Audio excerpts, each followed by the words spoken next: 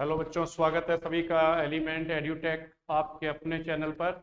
और आज की ये क्लास जो है दोपहर की शेड्यूल्ड है क्लास 11 सीबीएसई आईएससी और स्टेट बोर्ड के एग्जाम जो स्टूडेंट्स उनके लिए। तो आज की ये क्लास एटॉमिक स्ट्रक्चर चैप्टर में जो बोर्स मॉडल ऑफ एटम है उसके लिए जो है ये शेड्यूल्ड है। ठीक है बेटा, शुरुआत करते हैं इस क्लास की। और एटॉमिक मॉडल में आपने पिछले एटॉमिक मॉडल जो पढ़े थे वो थॉमसन का एटॉमिक मॉडल और साथ में आपने पढ़ा था रदरफोर्ड का एटॉमिक मॉडल। क्लियर है? तो आज पढ़ेंगे यहाँ पर बोर का एटॉमिक मॉडल। बोर के एटॉमिक मॉडल में सबसे जो इंपॉर्टेंट बात है वो ये है कि बोर का एटॉमिक मॉडल आखिर क्यों उसकी जरूरत पड़ी, पहली बात।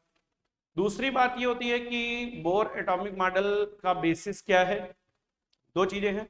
और फिर तीसरी बात है कि बोर का मॉडल आखिरकार है क्या। ठीक है, तो तीन बातें आपको ध्यान में रखनी कि बोर के मॉडल की जरूरत क्यों पड़ी, यानी कि जिससे पहले वाले एटॉमिक मॉडल थी उनमें क्या कमियां थी जिसकी वजह से बोर के एटॉमिक मॉडल की जरूरत पड़ी। दूसरी बात यह है कि बोर का एटॉमिक मॉडल का बेसिस क्या है, उसका बेसिक प्रिंसिपल क्या है, थीम क्या है।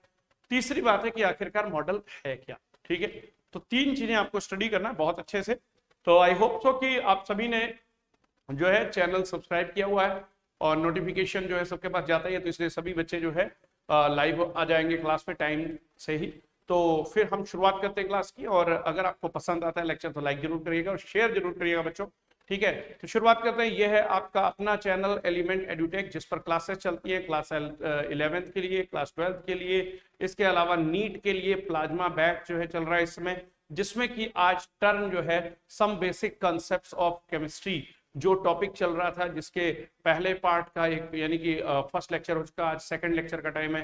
केमिकल काइनेटिक्स लेक्चर 1 लेक्चर 2 चल चुका है और आज चूंकि मंडे है इसलिए आज 11th प्लाज्मा का डे है। तो 4:30 बजे से क्लास 11th प्लाज्मा की जो class some basic concept of chemistry के जो कि नीट के लिए जरूरी होती है वो आपको पार्ट 2 पढ़ने को मिलेगा। जिन बच्चों ने जो है आगे जो है ड्रॉप लिया हुआ है वो ड्रॉपर बैच के लिए प्लाज्मा बैच हमने लॉन्च किया था। तो शुरुआत कर रहे हैं बहुत ही प्यारे से टॉपिक की, और ये बहुत वेटेज वाला टॉपिक है। बोर्स एटॉमिक मॉडल से बहुत ज्यादा क्वेश्चन आते हैं, कॉम्पिटिटिव एग्जाम्स में आते हैं। इसके अलावा बोर्स एटॉमिक मॉडल के जो क्वेश्चन है वो आपके स्कूल गोइंग स्टूडेंट जितने भी स्कूल के एग्जामिनेशन में बोर मॉडल से रिलेटेड सवाल 101% आता है बच्चों। ठीक है, तो कहीं पर भी डाउट रहेगा तो आप जरूर जो है लाइव चैट में जाकर के बताइएगा कि हाँ ये चीज हमको नहीं समझ में आ रही। चैट में जाइएगा तो लाइव चैट में आपको दिखता रहेगा, तो वहां से आप क्वेश्चन जो अपने भेज सकते हैं। ठीक है, शुरुआत करते हैं बेटा हम लोग। तो इसमें जो है दिखाते हैं आपको कि आखिरकार की कमियां क्या थी बोर से मॉडल से पहले जो रदरफोर्ड का एटॉमिक मॉडल थी जिसकी वजह से इस मॉडल की जरूरत पड़ी। तो ध्यान से समझना बेटा, देखिए जो रदरफोर्ड का जो मॉडल था, ठीक है, रदरफोर्ड का जो एटॉमिक मॉडल था उसमें सबसे बड़ी जो कमी थी, मतलब रदरफोर्ड ने जिस तरीके का एटम के बारे में ठीक आइडिया दिया कि एटम आखिरकार इस तरह का होता है, एटम किस तरह का होता है, एटम किस किन चीजों से मिलकर बना है, जिन चीजों से मिलकर बना है वो कैसे एडजस्टेड है, किस तरीके से अरेंज है एटम में, उसी को एटॉमिक मॉडल कहते हैं। यानी एटम किस तरह का होता है, इलेक्ट्रॉन कहाँ रहते हैं, प्रोटॉन न्यूट्रॉन कहाँ रहते हैं, ये सब बातों को ही मिला करके बोलते हैं एटॉमिक मॉडल। अब एटॉमिक मॉडल में सबसे पहला थॉमसन का मॉडल था जिसको कि वाटरमेलन मॉडल भी कहते हैं, यानी तरबूज मॉडल, या दूसरा अगर मॉडल कह लें तो उसी को और थॉमसन के मॉडल को प्लम पुडिंग भी कहते हैं। ठीक, तो ठीक है, इस तरीके से जो है या प्लम पुडिंग या फिर रेजिन पुडिंग जो है ठीक मॉडल भी कहते हैं। ये मॉडल फेल हो गया, उसके बाद में रदरफोर्ड का मॉडल आया। अब रदरफोर्ड के मॉडल में कुछ कमियां थी। क्या कमियां थी रदरफोर्ड के मॉडल में जिसकी वजह से वो फेल हो गई थ्योरी, और फिर अगली थ्योरी बोर की आती है। ठीक है, तो ये बात आपको समझनी है सबसे पहले कि रदरफोर्ड की थ्योरी में कमी कहां पर थी। तो रदरफोर्ड का जो एटॉमिक मॉडल है उसकी जो लिमिटेशन है वो रिवाइज कराते चले आपको, लिमिटेशंस या उसके जो ड्रॉबैक्स हैं, ठीक, जिसकी वजह से वो फेल हो गई थ्योरी, उसकी बात कर लेते हैं। तो ध्यान देना सबसे पहली बात कि this model does not arrangement of electron. सबसे बड़ी बात, ये अरेंजमेंट ऑफ इलेक्ट्रॉन के बारे में ये थ्योरी नहीं बताती है कि आखिर इलेक्ट्रॉन अरेंज कैसे होते हैं एटम के अंदर, कहाँ रहते हैं, ये बात नहीं बताती। दूसरी थ्योरी में दूसरी बात ये क्लियर नहीं करते हैं कि द स्टेबिलिटी ऑफ एटम, जो एटम है वो स्टेबल होता है, तो उसको ये थ्योरी एक्सप्लेन नहीं कर पाती। मतलब इनके जैसा एटम जैसा बताया इन्होंने किस तरह का होता है, उस तरह का एटम अनस्टेबल होगा, स्टेबल होता ही नहीं है। तो स्टेबिलिटी ऑफ एटम वाज या atom can not be explained, इनकी थ्योरी के मुताबिक एटम जैसा होता है वो 10 का पावर -8 सेकंड में नष्ट हो जाना चाहिए। यानी जो रदरफोर्ड वाला एटम है, जिस तरीके का उन्होंने कहा था कि भाई हाँ इस तरीके का एटम होता है, अगर वैसा एटम मान लेते हैं तो ऐसा एटम 10⁻⁻8 सेकंड के समय में ही खत्म हो जाना चाहिए, डिस्ट्रॉय हो जाना चाहिए। लेकिन हम जानते हैं कि एटम ऐसे नहीं होता, नहीं तो सारी की सारी दुनिया 10⁻⁻8 सेकंड में खत्म हो जाती।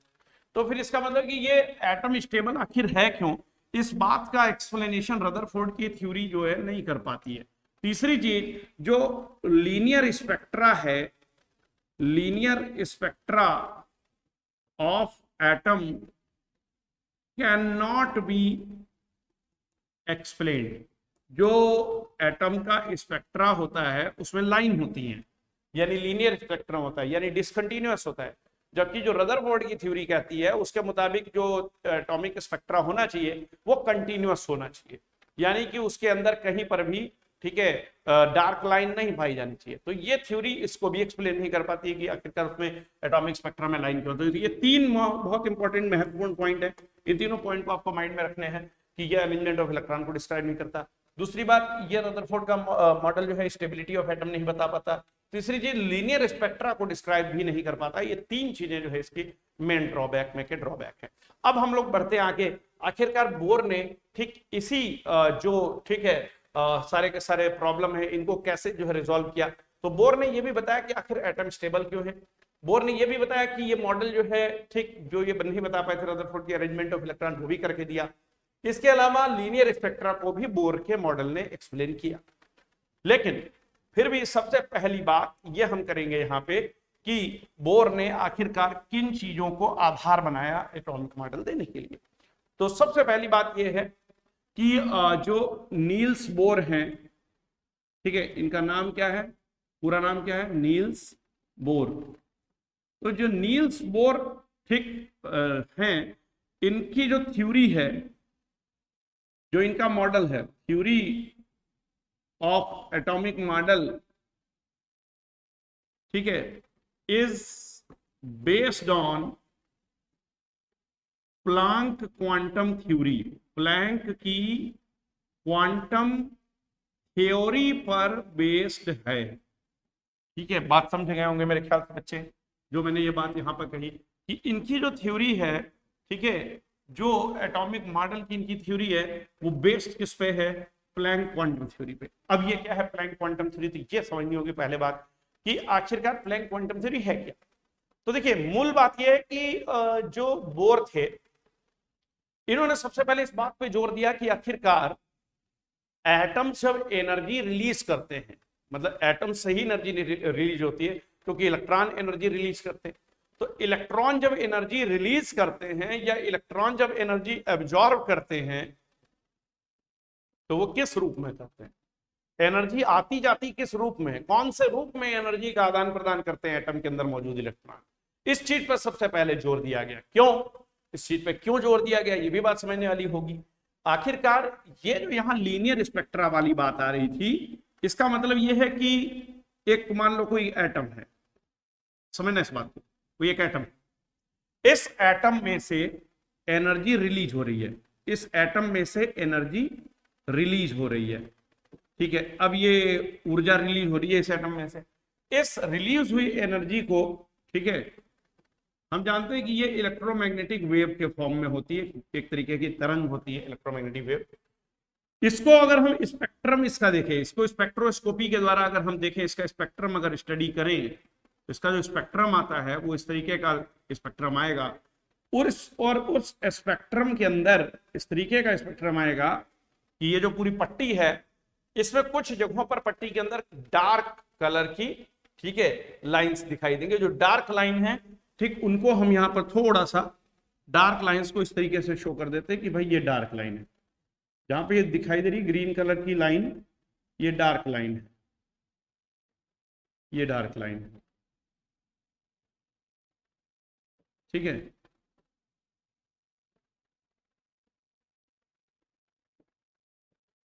ठीक, एक व्हाइट है, एक डार्क है। अच्छा, फिर उसके बाद इनको डार्क मिली लाइन, हल्की सी यहाँ पे मान लेते हैं कि ये नीले रंग की ऐसे मिलेगी। उन डार्क लाइंस का जो चौड़ाई है वो अलग अलग है, इसीलिए हम उसको डार्क लाइन को इस तरीके से शो कर रहे हैं। यहाँ पर डार्क लाइन इनको मिल रही है, ठीक है। These are the various dark lines, ठीक है, ये डार्क लाइंस हैं। अब हम लोग इसको यहाँ पे थोड़ा सा व्हाइट से शो कर देते हैं। है कुल मिला के लाइंस। ये लाइन क्या बिलोंग करती है, किस चीज को बिलोंग करती है, क्या चीज है, क्या डिनोट कर रही है, बात को समझना है। ये लाइन दरअसल ये शो कर रही है कि जो ये एटम का स्पेक्ट्रा है वो डिसकंटिन्यूअस है, मतलब उसमें कहीं कहीं डार्क लाइन है। दिखाइए, आइए दिखाते हैं आपको। ऐसे करके इसका हम थीम चेंज कर देते हैं, तो जिसका बैकग्राउंड है वो जैसे ही चेंज होगा, बैकग्राउंड इसका लाइट कर देंगे तो आपको तुरंत जो है वो जो लाइंस हैं वो समझ में आने लगेंगी, ठीक है। तो यहाँ पे देखिए कि जो यहाँ पे स्पेक्ट्रा था, इस तरीके से था स्पेक्ट्रा, पर ध्यान से देखें तो इस तरीके से स्पेक्ट्रा था। मान लो ये स्पेक्ट्रा था। इस स्पेक्ट्रा में बेटा कुछ जगहों पर आपको डार्क दिखाई दे रही लाइन, बाकी सब लाइट है। आपको खाली ये सफेद वाले पार्ट में, खाली ये वाले स्पेक्ट्रम पे ध्यान देना, बाकी हम वही वापस चले जाएंगे जो लिख रहे थे। देखिए ये सफेद वाला जो पार्ट है कंटिन्यूअस है, यहाँ पे लाइट इमिट होती हुई दिखाई दे रही है, लेकिन यहाँ पे डार्क लाइन का मतलब है कि एनर्जी इमिट नहीं हुई। ठीक, अब एनर्जी इमिट क्यों नहीं हुई, या अगर हुई, ठीक है, तो क्यों हुई, ये सारी बातें जो होती हैं, ठीक, इन्हीं बातों को हम लोग यहाँ पर स्टडी करने वाले हैं आज, ठीक है, बोर की एटॉमिक थ्योरी को या बोर के एटॉमिक मॉडल। तो नील्स बोर का एटॉमिक मॉडल जो है, ठीक, वो सबसे पहले तो बात जो मैंने की अभी कि that is totally based on Planck का क्वांटम थ्योरी। अब प्लैंक क्वांटम थ्योरी को बच्चा लोग सभी लोग समझिएगा, प्लैंक क्वांटम थ्योरी आखिरकार किसको कहते हैं समझिएगा। According to Max Planck, Max Planck उनका नाम है, according to Max Planck the energy absorbed or released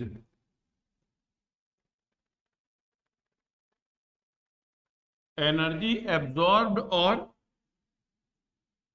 released by an electron of an atom is, अब इलेक्ट्रॉन की बात करिए चाहे मत करिए, ठीक है, the energy absorb or release by a source or sink, energy absorb कर रही है सिंक और एनर्जी रिलीज कर रही है सोर्स। तो उसने कहा कि according to Max Planck the energy absorb or release by a source or sink is always in the form of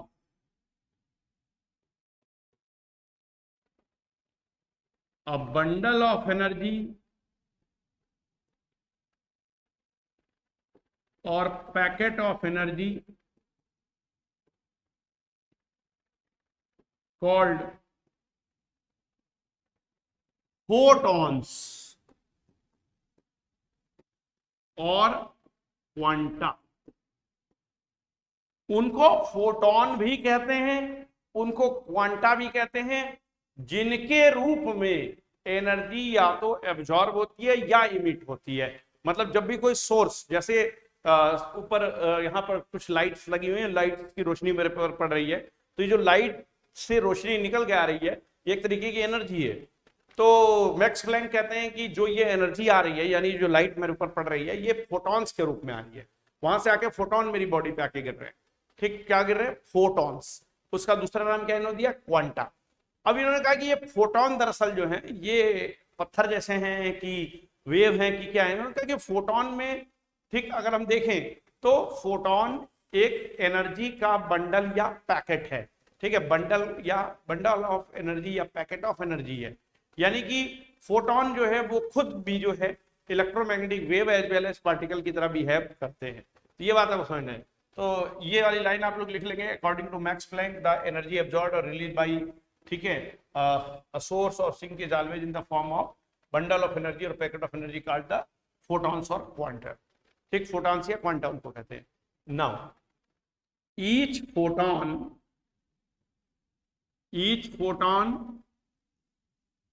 emitted from an excited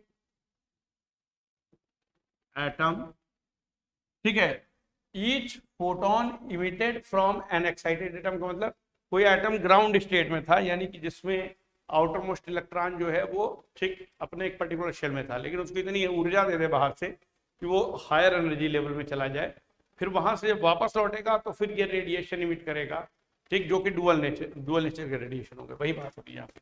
तो each photon emitted from N excited, ठीक है, atom और ground state atom, ठीक है, is having a particular value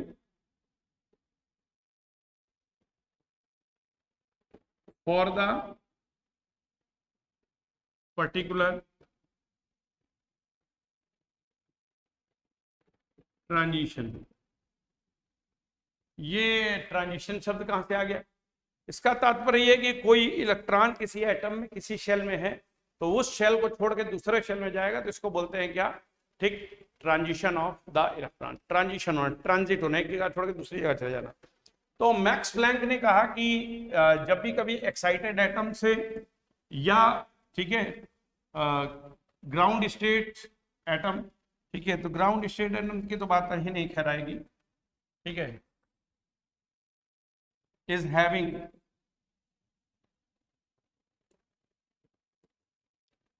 problem a particular value for the particular solution, particular transition.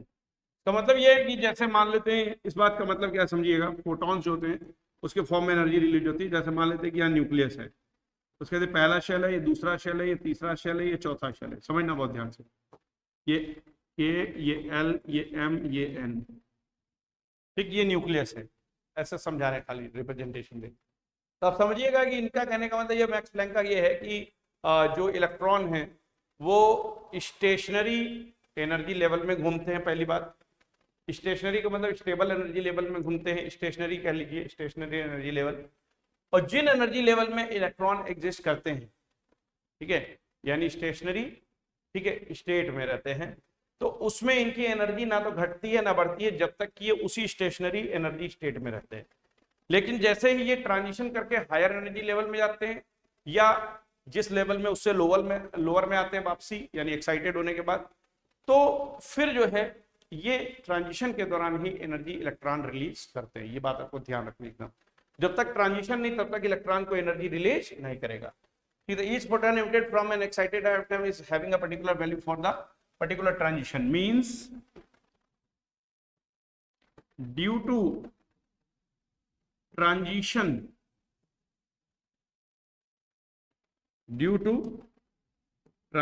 of electron, the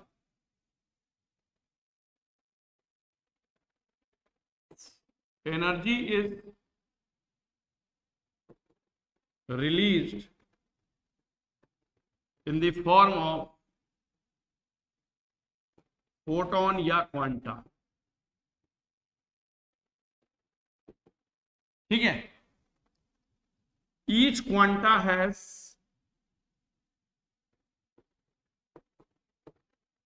a particular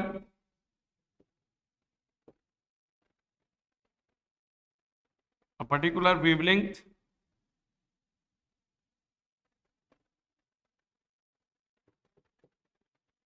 ठीक है. हर एक photon की अपनी वेवलेंथ होती है, अपनी फ्रीक्वेंसी होती है, ठीक है, पर्टिकुलर फ्रीक्वेंसी और वेवलेंथ.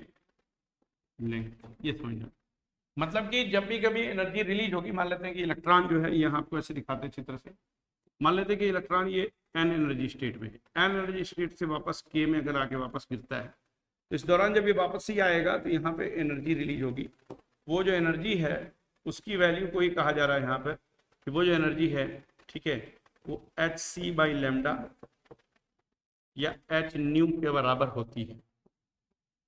एच न्यू क्या है, एच सी बाई लेमडा क्या है, तो बात को समझेंगे आप। जहां पे एच क्या है, प्लैंक कांस्टेंट है। एच क्या है, प्लैंक कांस्टेंट है। लेमडा क्या है, वेवलेंथ है, ठीक है। और सी क्या है, स्पीड ऑफ लाइट। क्लियर है। तो ये आपको बात ध्यान देनी है कि अगर एक एटम है तो उसके अंदर जो एनर्जी है वो रिलीज इस रूप में होगी या एब्जॉर्ब इस तरीके से होगी। अगर एन एटम मतलब एन इलेक्ट्रॉन है तो यहीं पर आप जो है एन इलेक्ट्रॉन के इसमें एन से गुणा कर देते हो और तब ई टोटल हो जाता है n into h by h c by lambda, n multiply h c by lambda या एन एच न्यू। ठीक है, क्लियर है। तो अब ये बातें ध्यान रखनी है। नील्स बोर का एटॉमिक मॉडल बेस किस पे, प्लैंक की क्वांटम थ्योरी पे। प्लैंक की क्वांटम थ्योरी क्या कहती है कि जब भी एनर्जी एब्जॉर्ब होती है या एनर्जी रिलीज होती है तो वो हमेशा in the form of bundles of energy और पैकेट्स ऑफ एनर्जी, यानी कि किस फॉर्म में करती है, ठीक, उसको क्या बोला जाता है, दिस इज कॉल्ड द, ठीक है, क्वांटा या फोटॉन्स। ठीक है, अब ये फोटोन या क्वांटा के ऊपर थोड़ी सी बात और करेंगे। ठीक है, लेट, ठीक, a photon of wavelength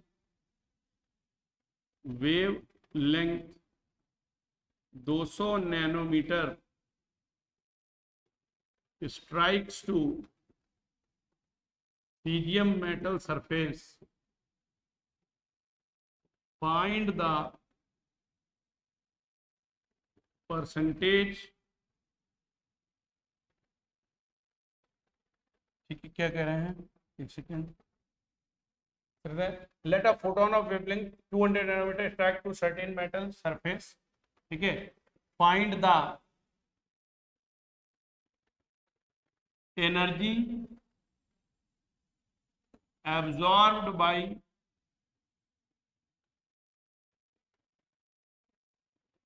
electron. Energy कितनी एब्जॉर्ब की एक इलेक्ट्रॉन ने, ठीक है, बात समझिएगा। तो जैसे हम मान लेते हैं कि कोई एटम है, उसमें पता चला कि हाइड्रोजन का एक इलेक्ट्रॉन है न्यूक्लियस से चारों तरफ, इसी को बाहर से एनर्जी मिली ऐसा करके, और वो फोटॉन्स ने स्ट्राइक किया इसको। फोटॉन की जो वेवलेंथ है वो 200 नैनोमीटर 200 नैनोमीटर, ठीक, और ठीक है, पर्टिकुलर फोटॉन। तो फोटॉन की जो एनर्जी है, एनर्जी ऑफ फोटॉन का फॉर्मूला याद रखोगे बेटा। एनर्जी ऑफ फोटॉन ई बराबर, ठीक, एच सी बाई लेमडा होता है, जहां एच क्या है बेटा, प्लैंक्स कांस्टेंट है, सी क्या है बेटा, स्पीड ऑफ लाइट है इन वैक्यूम, और ई क्या है, एनर्जी ऑफ फोटॉन है बेटा। ठीक है, तो वेवलेंथ हो गया, एच हो गया प्लैंक कांस्टेंट, और सी जानते हैं सभी लोग यूनिवर्सल ट्रूथ है कि सी क्या है, मतलब लिख दिया हमने, speed of light in vacuum. ठीक है बेटा। तो अब बात आपको ये समझनी है, इस तरीके के बहुत सारे क्वेश्चन आएंगे। जैसे एक इस तरीके का क्वेश्चन बन के आता है, इस पे क्वेश्चन और आता है। जैसे मान लीजिए ऐसे क्वेश्चन एक दिया आपको, ठीक है, अ bulb of 100W 220V rated is operational, ठीक है,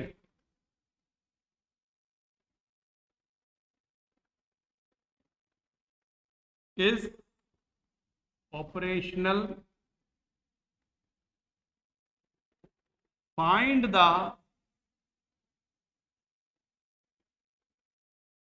energy of photon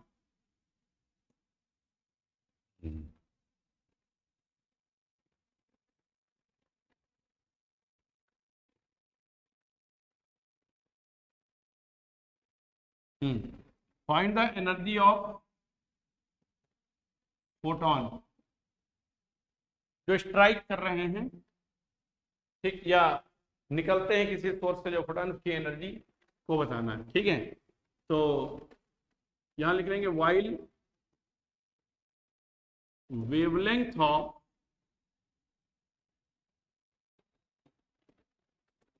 emitted photon is 600 nanometre. Visual light का है 600 नैनोमीटर। तो बताना है कि जो यहाँ पर एनर्जी ऑफ फोटॉन कितनी होगी। ठीक है, तो 100 नैनोमीटर लिखा है और यहाँ अगर आप देखोगे तो 100 वाट 220 वी लिखा हुआ है। इस बात का क्या मतलब है, क्या नहीं है, बात समझाते हैं अभी आप। देखिए इसका आंसर कैसे लिखना है। बहुत ही सिंपल है कि अब चाहे फोटॉन की एनर्जी हो, चाहे हीटर की एनर्जी, किसी की भी एनर्जी हो, एनर्जी तो वर्क अपॉन टाइम ही होता है। तो यू नो वेरी वेल कि ठीक है, जो एनर्जी है, ठीक, इक्वल टू, ठीक है, क्या होगा,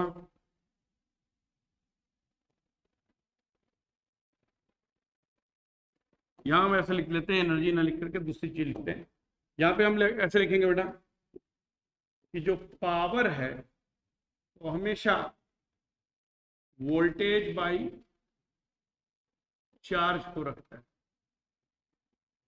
ठीक है, ऐसा power equal to work upon time एक कर देते हैं बेटा अलग। ठीक, पावर इक्वल टू, ठीक है, वर्क अपॉन टाइम ऐसे कर देते हैं।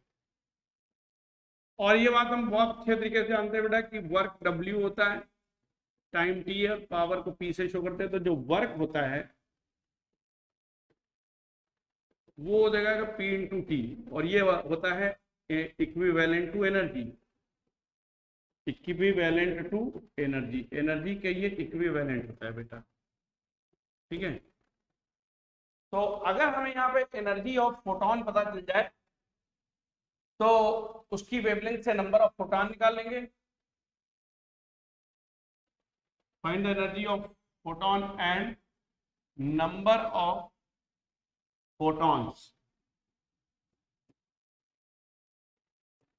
इमिटेड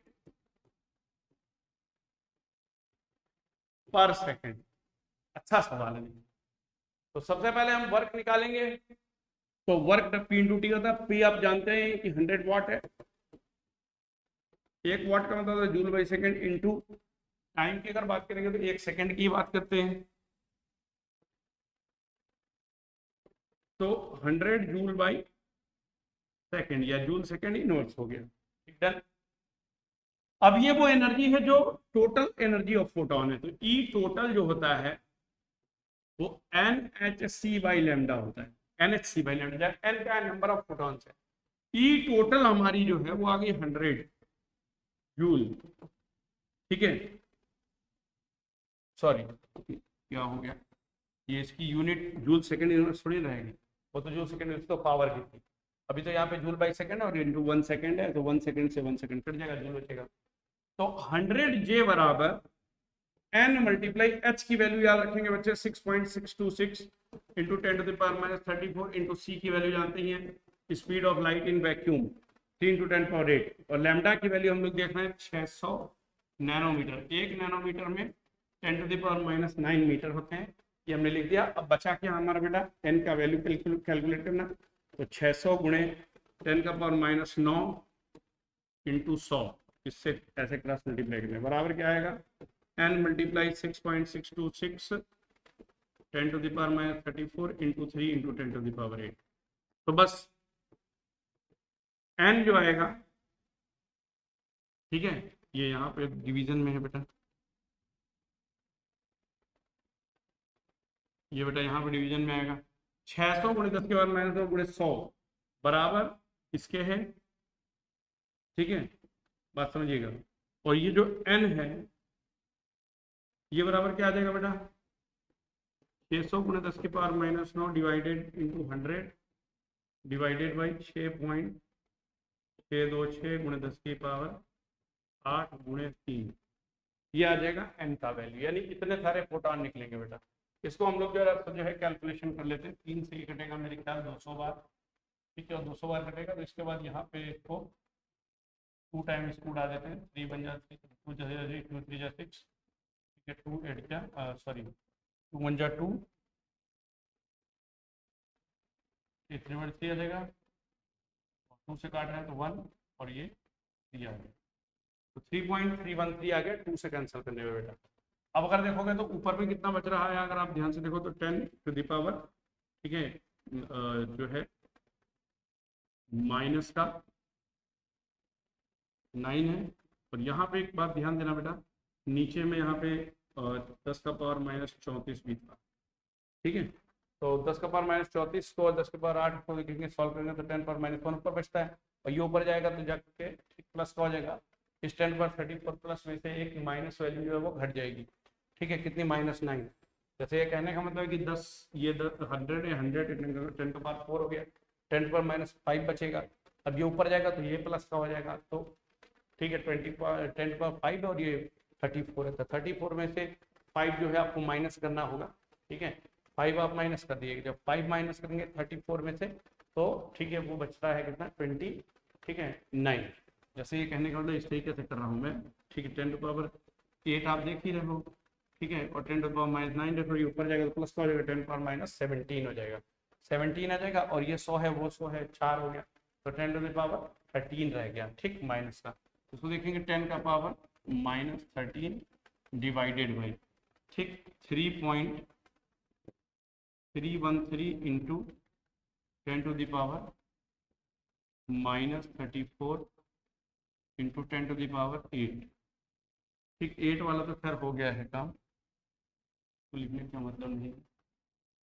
अब जरा कैलकुलेशन थोड़ा सा बचा हुआ है, क्या, ठीक, 10 का पावर -34 तो ये नीचे है ही है, एज इट इज है, ये 10 का पावर 4 हुआ था, ठीक, और वो -9 था, तो -9 और 4 प्लस -5 बचा, इसको भेजा ऊपर तो -13 हो गया, 3.13 नीचे।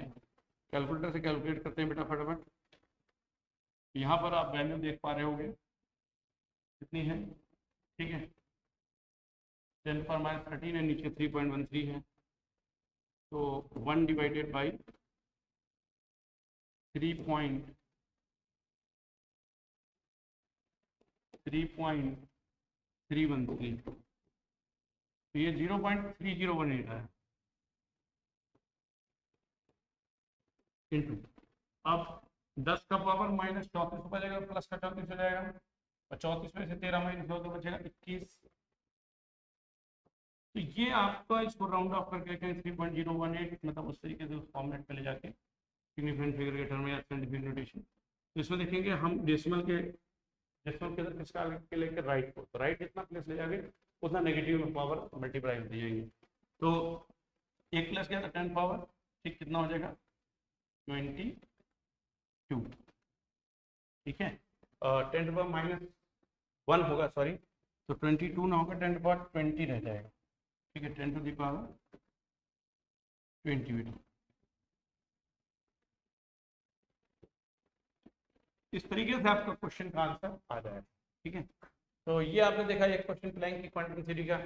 अब अगर 1 मोल कभी फोटॉन हो या तो उसको क्वांटम बोला जाता है, 1 मोल फोटॉन को क्वांटम बोलते हैं, ठीक है, तो आई थिंक सो बहुत अच्छे से आपको ये चीज समझ में आ रही है बेटा, आ रही है ना अच्छे से समझ में। तो प्लैंक की क्वांटम थ्योरी सबको समझ में आ गई, बोलो बच्चे जो हमारे साथ जुड़े हुए हैं, आया बेटा ना समझ में।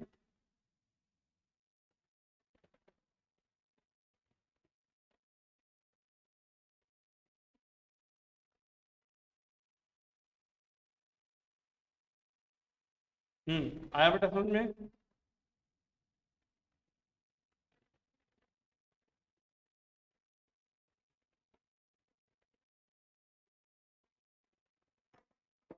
यस, तो आगे अब चलते बेटा, देखिए, तो ये फोटोन पे ढेर सारे सवाल आपको मिलने वाले कहीं ना कहीं जरूर है, ठीक है।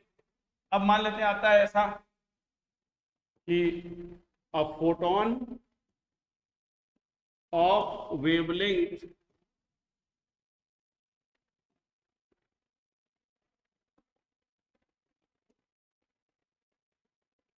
500 nanometer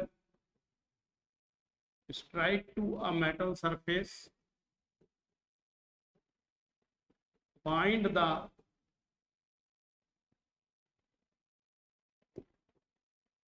energy absorbed by metal surface.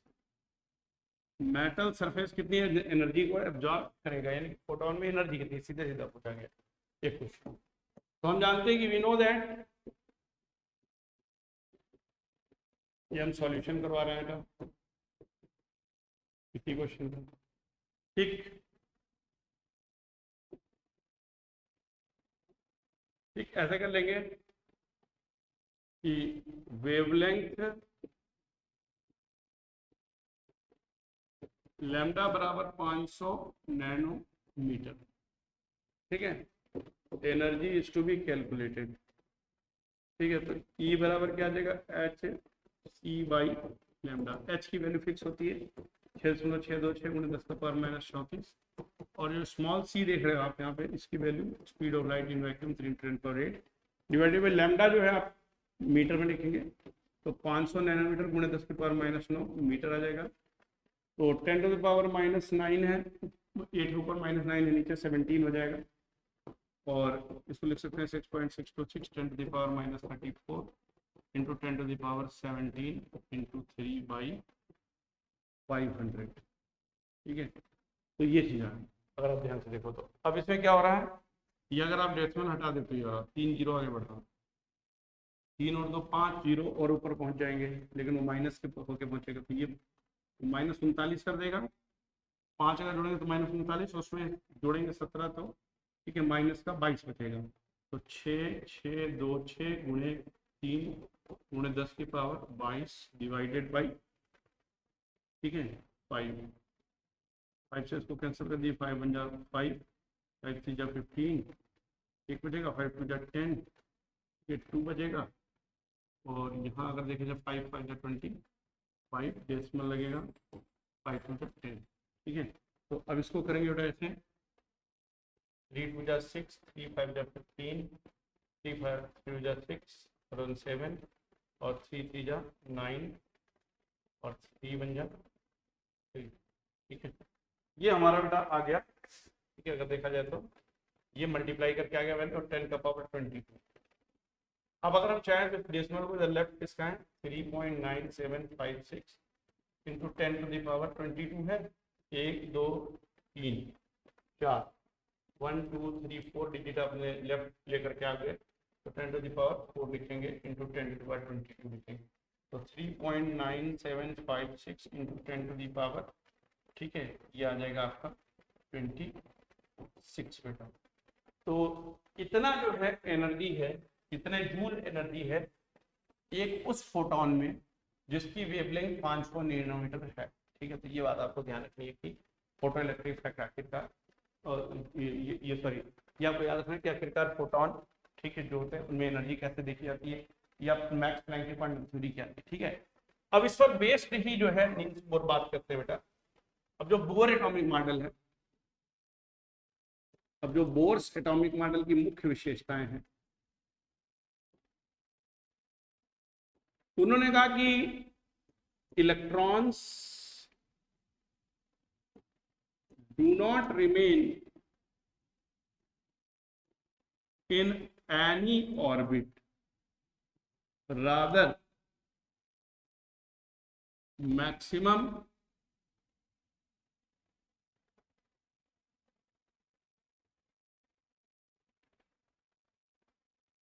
देखिए क्या लिख रहे हैं हम, बोर कहने में electron do not remain in any orbit, rather electrons remain in stable energy levels without loss or gain of energy. मतलब इन्होंने कहा कि इलेक्ट्रॉन जो स्टेबल एनर्जी लेवल में जब तक रहते हैं तब तक वो ऊर्जा को ना तो खोते हैं ना लेते हैं, मतलब ना देंगे एनर्जी न लेंगे। ठीक। दूसरी बात, the electron emit the energy और radiation when jumps from higher energy level to lower energy level या एनर्जी स्टेट। ठीक है, जब वो शेल चेंज करता है तभी वो एनर्जी को एब्जॉर्ब या इमिट करता है, ये बात है। ठीक है, आगे बात करेंगे तीसरा पॉइंट के बाद बेटा कि जो ये ट्रांजिशन होता है, ड्यूरिंग ट्रांजिशन दोनों एनर्जी लेवल के बीच जो एनर्जी गैप है वही एनर्जी होती है फोटॉन, ध्यान रखिएगा। ठीक है, during transition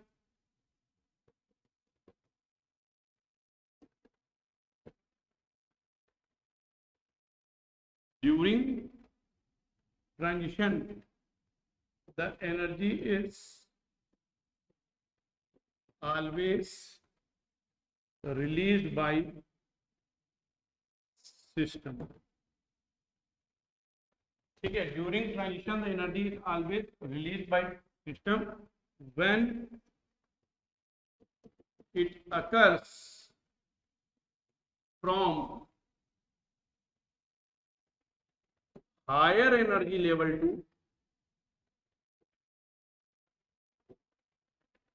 lower energy level. मतलब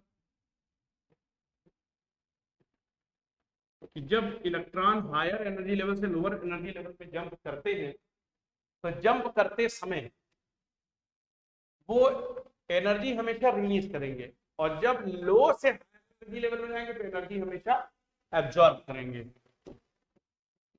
while on transition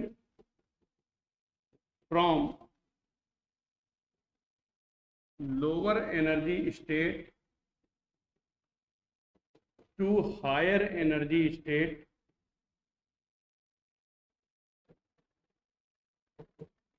requires the energy।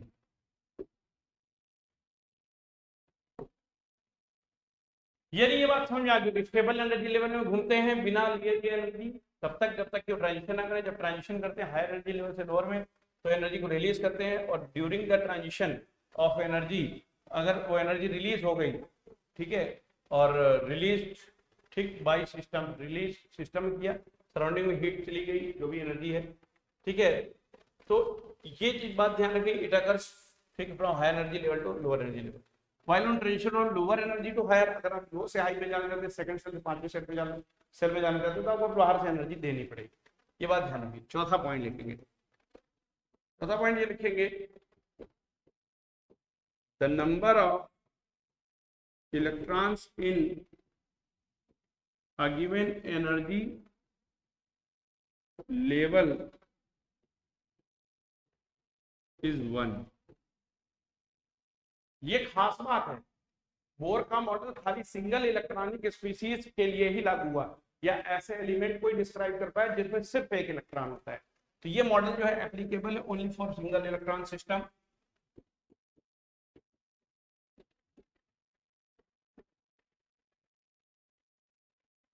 Applicable for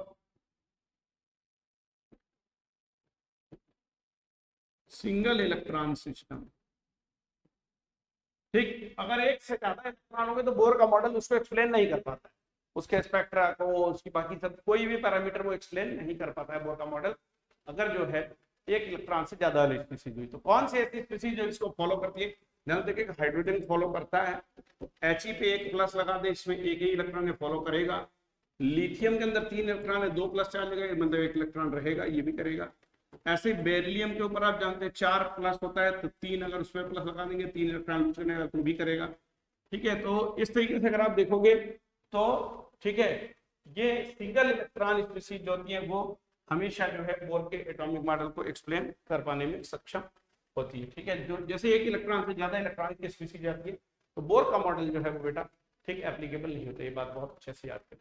ठीक है, तो अब इसमें इन्होंने स्टेबल एनर्जी लेवल कहा किसको, बोर से सवाल किया गया कि स्टेबल एनर्जी लेवल जो है आपका वो कौन सा है, इसका क्या मायने है। तो उन्होंने कहा कि जिस शेल में इलेक्ट्रॉन का एंगुलर मोमेंटम h/2 का इंटीग्रल मल्टीपल होगा उसे ही स्टेबल एनर्जी लेवल कहेंगे।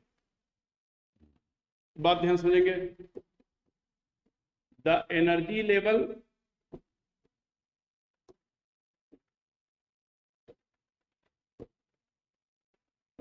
in which the angular momentum of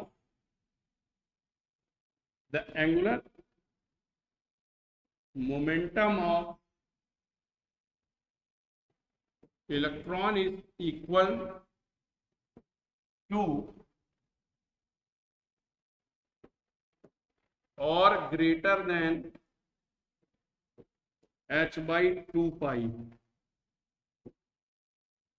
ठीक, स्टेबल लेवल कहा जाएगा जिसमें वो उसका जो एंगुलर मोमेंटम है, एंगुलर मोमेंटम को लीनियर मोमेंटम इनटू रेडियस बोलते हैं, एमवीआर बोलते हैं। ये कह रहा है कि एमवीआर की जो वैल्यू है n इंटू h/2 के बराबर आएगी। बात समझ लीजिए, ठीक है। और यहीं से हम एक फॉर्मूला लिखेंगे वेलोसिटी ऑफ इलेक्ट्रॉन का, n into h/2 r into m। ये एक फॉर्मूला आ गया वेलोसिटी के लिए, हालांकि ये नहीं अप्लाई होगा, पर तो दूसरे कलेवर में इस्तेमाल होगा, बताएंगे वो कलेवर कौन सा है। और r बराबर जो है रेडियस जो है वो क्या होगी, n इंटू h/2 ठीक है, r की बात कर रहे हैं, इंटू 1/mv, ठीक है। तो ये बोर रेडियस के लिए एक्सप्रेशन आया, this is basically for bore radius. लेकिन कई जगहों पर आप देखेंगे कि इस फार्मूले को दोनों को इस तरह से इस्तेमाल नहीं किया जाता। इस फॉर्म में पूछा जा सकता है कि क्या ये भी रिप्रेजेंट करता है इस चीज को, लेकिन सबसे इंपॉर्टेंट बात है कि ठीक है ये यहाँ पे जो ठीक है इसकी स्टेबल एनर्जी लेवल है उसका क्राइटेरिया क्या है, क्राइटेरिया ये स्टेबल एनर्जी लेवल में इलेक्ट्रॉन जब तक रहेंगे बिना बिना एनर्जी लूज किया गेन किए चलते रहेंगे उसमें, सिंगल इलेक्ट्रॉन स्पेसिफिकली एप्लीकेबल है। और यहाँ अगर देखा जाए तो ठीक है दो इफेक्ट जो है वो एक्सप्लेन नहीं कर पाता अच्छी तरीके से, एक स्टार्क इफेक्ट और एक जीमान इफेक्ट। मैग्नेटिक फील्ड की वजह से जब भी ठीक लगा करके आप और कैथोड रे सॉरी जब मतलब यहाँ पर यह है कि जब आप यहाँ पे स्टेबल एनर्जी लेवल की जब बात कर रहे हैं तो energy level in which the angular momentum of electron is equal to or greater than h/2, ठीक है। तो यहाँ पे आपको क्या करना है कि जो ये ठीक वेलोसिटी है या जो बोर रेडियस है इसको एज इट इज इसको अप्लाई नहीं करेंगे, ठीक है। काइनेटिक एनर्जी पोटेंशियल एनर्जी के टर्म में ला करके फिर करेंगे तो आपके फॉर्मूले निकल आएंगे, ठीक है। ये चीज फिलहाल आपको ध्यान देनी है। तो इस क्लास को इतने रखते हुए बच्चों अगली क्लास में हम इसकी डिटेल की थोड़ी सी बात और करेंगे, ठीक है, क्योंकि अभी बोर का मॉडल है बहुत बड़ा, उसको डिराइव करेंगे फार्मूले को, इलेक्ट्रॉन की kinetic energy potential energy total energy फिर ट्रांजिशन के दौरान कितनी एनर्जी रिलीज होगी, ये सब बातें तब करेंगे अगली क्लास में। थोड़ी सी क्लास जो है 12th का समय होने को है, ठीक है। तो कल की क्लास में इसको हम लोग कंटिन्यू करेंगे आगे के टॉपिक पे, ठीक है। तो पढ़ते रहिए एलिमेंट एडुटेक चैनल के साथ, आपका अपना चैनल है, ठीक है। और इसको लाइक करिए, शेयर करिए, सब्सक्राइब नहीं किया तो सब्सक्राइब जरूर कर लेना बच्चा, ठीक है। ओके चलिए मिलते हैं।